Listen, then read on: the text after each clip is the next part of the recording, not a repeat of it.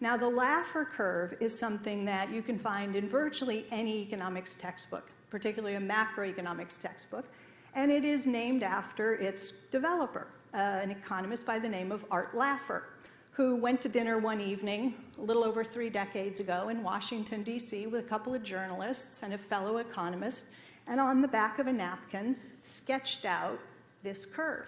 And what Laffer argued was that taxes are too high, and that if you reduce marginal tax rates, in particular on incomes at the very top, that what you will do is so incentivize the job creators that they will not be able to help themselves, because the incentive is there for them now to go out and make something and produce something, hire some people, be an entrepreneur. It gets your spirit up. The tax cut will do it.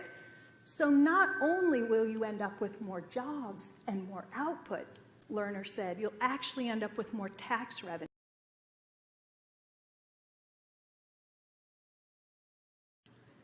John Kenneth Galbraith was the chief economist for JFK, and Galbraith, sort of mocking this position, said, well, Laffer basically is telling us that the poor won't work because they have too much money, and the rich won't work because they have too little. All right? So Art Laffer gets an invitation, because he's still around, and he consults with policymakers all over the country. And so Governor Brownback invites Art Laffer out to Kansas. Come out and help us. We want to create some jobs here in Kansas. We need some advice. Tell us what to do, Art.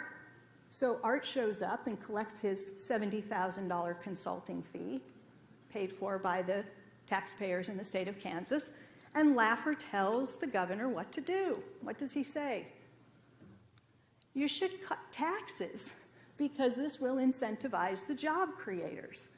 So the governor says, let's do it. Let's put this to the test.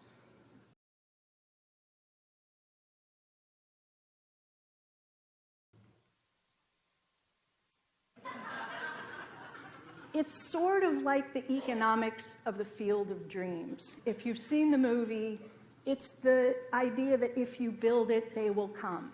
Okay? If you create the right atmosphere for the job creators, give them regulatory certainty, eliminate bureaucracy, government regulation, all that stuff they hate, get rid of that to the extent you can, and then cut taxes. If you can get them to zero, perfect.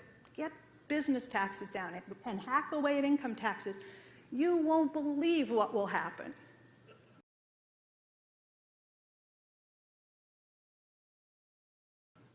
Okay?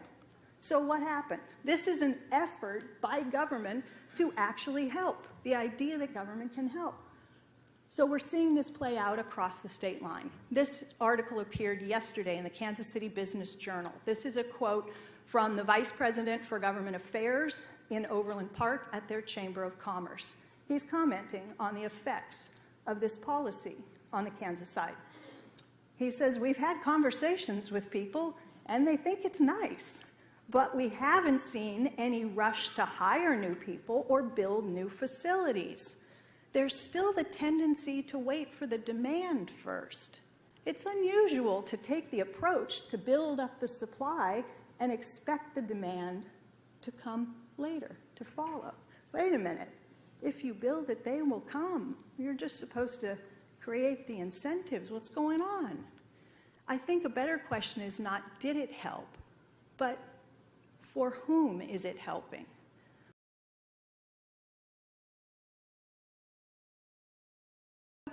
The Kansas Legislative Research Department, a nonpartisan department, estimates that by 2018, Kansas will have lost, not gained, a la Laffer Curve, $4.5 billion in revenue. The bottom 20% of taxpayers in Kansas are paying now, on average, $166 more in income tax, while the 1% are paying, on average, nearly $20,000 less.